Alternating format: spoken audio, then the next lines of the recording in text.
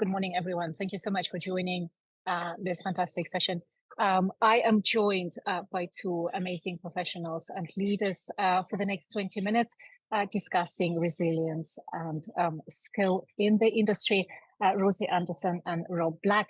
I let them introduce themselves. Rosie, over to you, please. Hi, I'm Rosie Anderson. I'm a Client Services Director for Honeypot Digital. So basically, I'm a recruiter, but it's one of my own businesses. And I also head up a mentoring program for Capslock, which retrains people into the industry. Thank you so much for having me on this very important panel and topic. Hi there, everyone. I'm Rob Black. I'm a lecturer of information activities down at the Defence Academy, where I spend my time working with military personnel, thinking about how we integrate cyber operations into military activities. And I also run a university student challenge, UK Cyber 912, where we focus on bringing multidisciplinary approaches and human-centric skills into the cybersecurity community. Thank you both for joining, and thank you again, Cybermindz, for doing all the work that you're doing. Badly needed where we are. Peter, in your opening statement, you mentioned resilience of organizations, society. Now, we know that society organizations actually start with individuals, and I'd like to kick off the panel with the definition. What is a resilient individual? What does resilience mean when we look at humans? You want to go first, Rob? Okay, why not? I'll jump in. For me, resilience, I mean, actually, it's thinking about it consistently across an organization or a group of people or an individual. It's something that is almost that intangible ability to absorb, adapt, deal with, anticipate, adjust, and even bounce back from a disruption to an ongoing activity or an incident. So it's that ability to bounce back and continue and deliver, perhaps even more effectively than before. And for me, it's often quite easily referred to, but not necessarily easily bound and defined, particularly at the individual level. I agree. Cyber resilience is a term we see a lot in terms of leadership roles, but resilience is something that I would call an impact skill, because I hate the word soft skill. These skills aren't soft. Having emotional intelligence to be able to react appropriately in sort of high stress environments, being able to lead in a crisis, being able to lead with your head, and also being able to sort of work with your teams and making sure that they're okay in a high impact situation. I think resilience is most definitely a skill that we need in the cyber professional. Thank you, Rosie. Thank you, Rob. And now looking at the state of the nation when it comes to cybersecurity and personnel on the front line, Dr. Andrew set out the data from research and that. Rob, you refer to a perfect storm. Can you tell us more about where do you see organizations stand, where they're heading with regards to resilience? Absolutely. I think we're in a really difficult situation. And I think the reason we're in a really difficult situation is this is business as normal for most of us. And most of us don't recognize that we're in a war, and we're not treating this as if we're in a war footing. And I'm not trying to be a fear-mongering, war-mongering person here, but we are in a situation where our cybersecurity operators and our personnel on the front line of defending our organizations are very much under attack. And the perfect storm we're dealing with is that they're dealing with uncertainty all the time. They've got uncertainty as to their own networks. It's very difficult to understand the complex network layouts, the assets that we've got here, there, and everywhere, the legacy systems over here, the new technology that we've introduced over here in this area. So we don't understand our own terrain very well. And then on top of that, we've got a degree of uncertainty about what type of attacks are coming in, the threat actors that are coming in. Are they hostile nation state threats? Are they script kiddies? Are they bots? There's just such a variety of potential disruptions. We're running at a continuously high stress state. We're not just sitting around relaxed all day. We are operating fast, or the frontliners are operating fast in crisis mode all the time. They're reacting with adrenaline most of the time. And again, they're dealing with threats coming out left, right, and center every day. If you look at the number of logs they're dealing with, even if not dealing with number of threats, the number of incidents they have to process and deal with is vast, and gigabytes of data. How is an individual themselves supposed to be dealing with that? On top of that, we've then got isolation. And interestingly, recognizing isolation in this industry is key. Sometimes we encourage it. The technology-enabled virtual working in the age of the pandemic has been brilliant. It's great not having to be present at work for the sake of being present. But let's look at the support structures that need to be introduced around that. We've been accommodating and supportive of neurodiversity. But we've got to recognize that some support structures, social support structures, are more difficult to achieve for those individuals who do not necessarily like to be as integrated and social and prefer working on their own. So we have to pay more attention to that as well. And then finally, one of the areas that I really think is important here is that we get caught in a situation where it's very difficult for us to act in the way that we would like to act. And our frontline and defenders don't get the opportunity to bring the fight back to the attackers. Now, I'm not suggesting hack back or anything like that, but if you look at the instance of the post-traumatic stress in the military, quite often that comes about when the military personnel are operating in rules of engagement when they can't return fire. They're in peacekeeping modes or performing other functions than what they've been trained to do as a fighting force. And the same kind of applies in cyber. We've got a lot of ex-hackers or ethical hackers who are now working, defending an organization, and they're watching with their arms behind their backs because of all the legislations and restrictions, not being able to actively engage. They do a lot of threat monitoring, threat hunting, and perhaps a little bit of cleaning up. But how do we empower them to act creatively and constructively with their tool sets that they brought to the fight to enable them to feel as though they're discharging their responsibilities properly?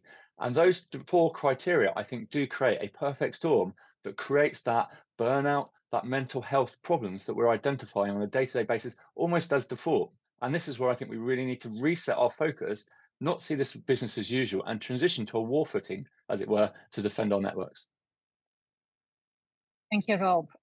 Rosie, as we're having talent shortage in cybersecurity, talent shortage in tech, in cybersecurity in particular, and everyone's trying to make the industry, make our profession more attractive. But the reality is looking quite grim. I would dare to say, are we hiring for the right people? Are we being open and honest about what the expectations are and what their work would look like? So every business will hire differently and they'll all have different needs. But it's not just about the technical skills, it is about those impact skills, or Rob, I know you call them human-centric skills, and I love that. Whatever area of cyber you need to be in, you need to be resilient. You know, whether you're in leadership, whether you're in the SOC, there's so much sort of going on in the industry. Cyber is typically the team that focuses on risk, reputational damage, and it is very high stakes. So we need different people and different skill sets in the industry, in our businesses as well. And we need to look at, yes, we need technical experts, we need to bring them in, but typically what we can see is multiple job spec, like multiple requirements kind of being mashed together into one job spec. Businesses that maybe aren't as mature in terms of hiring for cybersecurity they don't really understand what they want. And I know there's been some great work done with the Skills Council to try and standardize those job specs. We do have to be honest about how difficult this industry can be, but it's also a great industry at the same time. There's so much opportunity to bring people in and to retrain people. Sometimes with hiring, businesses might focus on, we need to replace this person with somebody who looks like the person that's just left those shoes, and we're adding bias into that process. But there's plenty of people that are struggling to get in. I know there was a lady in the comments that's struggling to find another CISO role. There's plenty of people that want to work in this industry. So sometimes we need to not just look at, okay, I can't fill this job. Let's strategize. Let's think about what else can we do to try and solve this problem? We have a vacancy that needs to be filled. We have a need within our business. What stress are we putting on our teams already in our business if we aren't filling this role? Because if you don't have the resources that you need, the poor people that are within the business are being overly put upon. You know, their workload's increasing. If you haven't got a great culture within your business, there's an added problem, and you can't sort of out hire a bad culture within your business. So I think there's businesses that are doing it right. They are bringing in professionals, they're bringing in consultancies, or they're bringing in contractors in the interim to solve that problem, whilst they're building a long-term strategy and hiring and training people up from within. So they're focusing on, this is going to be our long-term strategy for our cyber team. Yes, we can bring in technical resources. Yes, we can bring in professionals and experts and pay more for that in an interim whilst we train and develop the people within our business. That doesn't always have to be hiring new people. There's people in the industry who are in IT, or maybe they're in the business teams that want to get in. And if we make the cyber industry attractive within the business, you know, we're not the team of knows. We're not the team of this can't be done. We're not the problem team that's constantly saying everything is crap, everything is wrong. It's all going to go crazy. We are an attractive place to work. We're an efficient team. We're a happy environment, even when working in high pressure. Because high pressure doesn't necessarily mean, you know, it's all horrendous. Some people thrive in high pressure and want to work that. And it is a wonderful industry in the right environment if you're being supported. And you just mentioned leadership. The question that I have, follow-up question to you is, usually people who are hiring CISOs are not necessarily cybersecurity savvy. And I was a CIO of a global manufacturing organization, and had the necessity and a pleasure to hire a CISO. I spent 2 weeks just researching the web and saying, what should be on their job description? Are there resources? How would you, what would your advice be? How can we guide ourselves, the ones who are not that familiar with the detail? How shall we come about with what matters, and what does good look like? So there's two parts to this question in my mind. A job description and a job advertisement are two different things. So your job description typically is an internal document, and your job advertisement is how you're attracting people within the business. Sometimes, rather than a list of skills and what we need, what's the problem that you need this person to solve? So, for example, if you're hiring a CISO, you don't have a CISO at the moment, maybe you don't have a structure currently, what's the problem that you want that person to solve? Now, if you approach it that way, when you're going out into interview and when you're interviewing candidates and they're coming to you with, this is how I would solve this problem, this is what I've done before, you're looking at a sort of fit that way from what you want them to do, rather than a technical fit. Because even if somebody has been a CISO in a non-greenfield environment, they've been a CISO for a bank, if your business is a startup bank and you wanted someone to build something from scratch, they're still going to bring that experience, even if they've never built a security function from scratch before. And you can put that into your interviewing when you're looking at those impact or human-centric skills, which I am going to steal that word, Rob. You can you can say, tell me how you would solve this problem. You've got to be a little bit careful, because if you do that like repeatedly, people are going to think they're giving you a bit of free consultancy. But solutionizing your problem that way and looking at, we don't know what we want, we're not the expert, I don't know if you need to, you know what network technologies we're going to be using or whatever. And this is what we see when, you can see it on LinkedIn all the time. Look at this CISO job spec and it's asking for somebody who's got scripting experience, because somebody's written a spec and they don't really understand what they want. That's how I would do that, going out to the industry or going out to experts and saying, we don't know what we want. Can you give us some examples of types of people that might be able to solve our problems? And what typically does happen, and this is also absolutely fine, is as you interview or as you meet more and more candidates, you start to refine what you're looking for. And as long as you're not approaching that with bias of, we need somebody who's just like Joe Bloggs who's left the role before, and you're looking at the potential of that person. Now, I'm not saying you bring someone who's never had any management experience, but if you look at the potential and from the cultural fit, because this person's going to be building your leadership team within cyber, building that cyber practice, the first people in very much set the culture within the business and the tone that you want, and will then build that team in that sort of line. Thank you very much. Thank you, Rosie. Question to both of you. Maybe, Rob, if you could start. We talked about the state of the nation. We talked about the recruitment. Now, going another step further, education. Are we doing enough in humans, addressing the human-centric skills necessary, or are we still too focused on technology processes and everything around that? Well, I think there's an easy answer. We're not. The DCMS report this year and the previous years highlighted that technical skills were by far the most needed in the industry.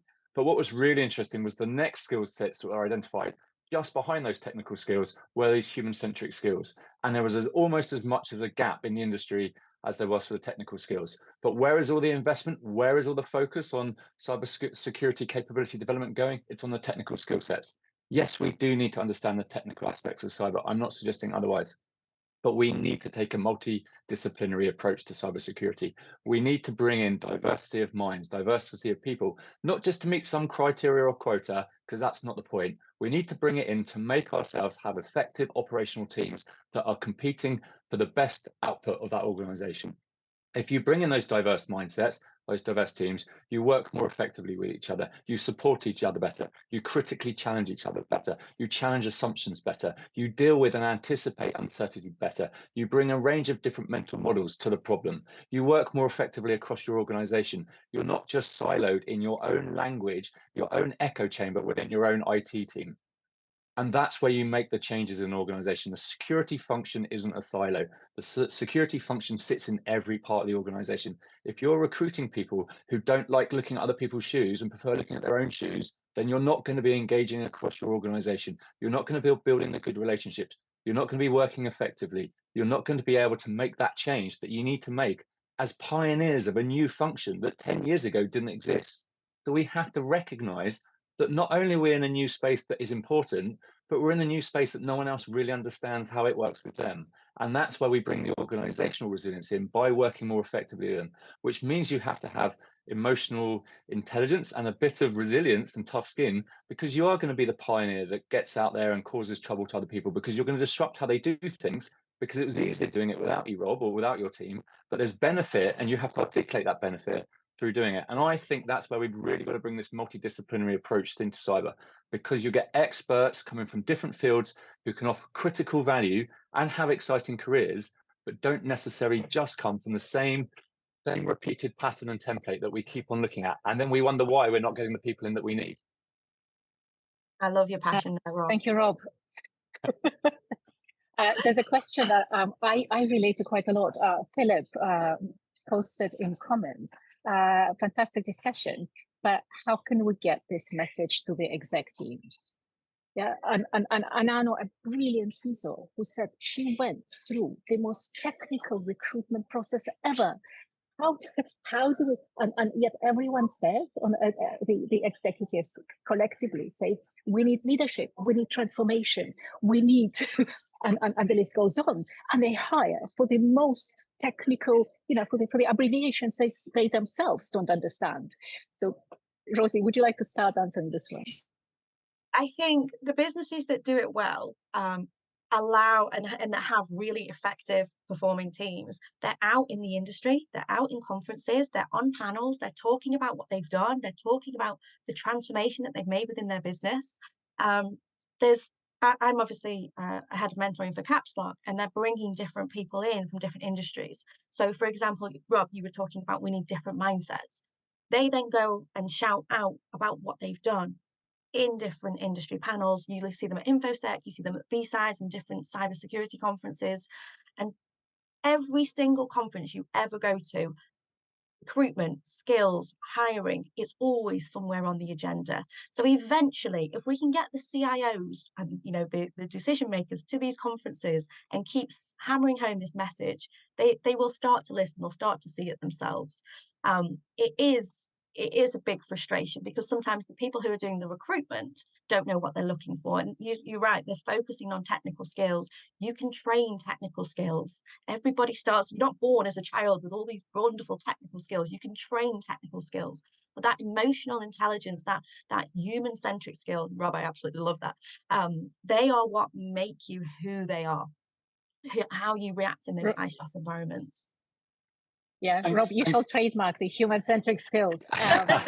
Well, again, isn't it funny? We all hate the term complementary skills or soft skills because it undervalues what they are, and that's the key point. I would also add, not just in terms of shaping the board. With the Cyber 912 Strategy Challenge, I have to go out and beg people for money, sponsorship. I'm not proud of it, but we need to make this event run. When I'm engaging with people who understand the value of the competition to that organization, they get it. The challenge I then have is that they don't know which budget to go to, because their recruitment budget either has technology recruitment, let's recruit some techies, or some consulting or business recruitment, let's recruit some business executives. And when they say, well, we want this person who could sit across both, it doesn't fit into the organizational stovepipes of those recruitment things.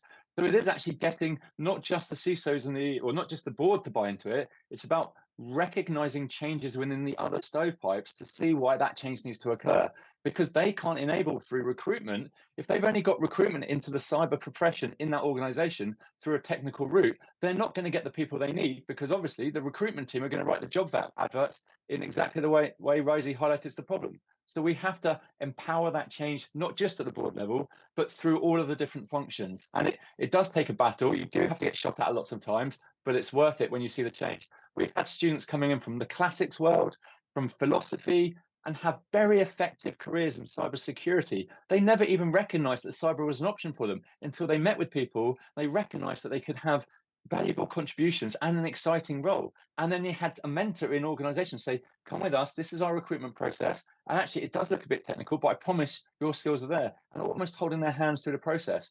And you see it work, and you see them delivering great work as a result and loving what they're doing. And that's the reward we get. The problem is those internal barriers at each stage, because everyone's doing what they used to do all the same way. And we just need to continuously innovate and evolve it.